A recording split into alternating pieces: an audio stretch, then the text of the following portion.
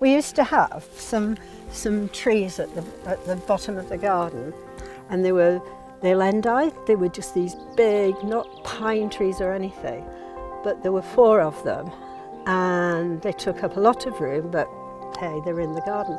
And I came home from work one day, and they'd been chopped down, and I cried because there were trees. And then I looked up and saw the view. I saw that we could see Gimmer and Plas-y, and so I wiped away the tears. It was fine.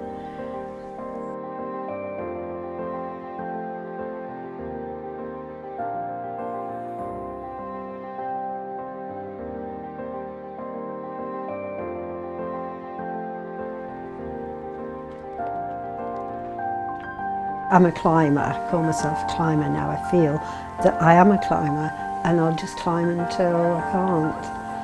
And you have to modify your climbing when you get older, and I've done that. I've dropped about 1 million grades, but I still do it, and still really, really enjoy it. And if I don't feel like going, I think, just go. And then I'm really pleased when I get there. Climbing was just an even more interesting way of being amongst the mountains and making a journey. And if I was given the choice of being, well, you can climb the hardest boulder problem in the world, or you can go on walking until you're ancient, then I'd choose to go on and walking in the hills until I'm ancient, just to be in that kind of wilderness environment. We're starting on this, we're actually starting up on the second pitch in Middlefell Buttress, and I may or may not string a couple of pitches together. Just see how we go. But in 1959, in order to get to Gimmer, you carried all your gear up and soloed Middlefell. And when I've done it again on a rope, I think, how on earth did I do that? Oh. And the first time I climbed it was in 1981.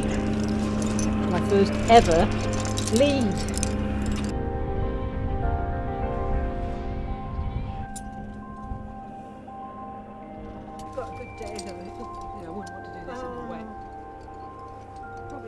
It was a bit of a dare. It had rained all morning. We'd probably been in the pub most of the morning and slightly under the influence of alcohol, which is, I deplore now. I wouldn't recommend it to anybody. I got the confidence to go and leave Middlefell Buttress. I don't actually remember being frightened on it, but that might have been the beer. But I do remember this sense of elation having finished it.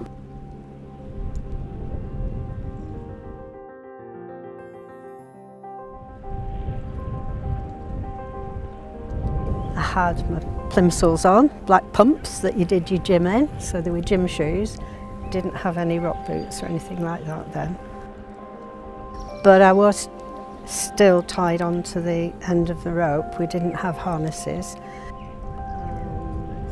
And I found it just exciting.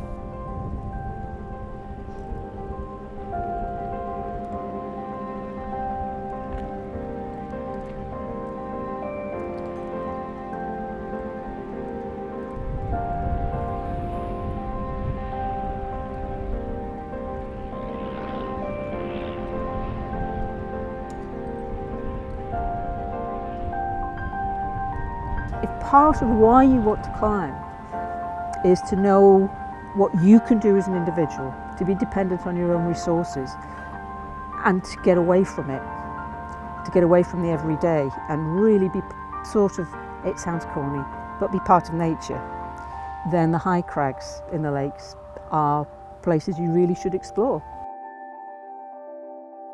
It is about the atmosphere. It's about from early morning with the sun coming out and round, shining onto the mountains, till late at night where it sets behind the mountains, and just the familiarity with it, just knowing that they're there.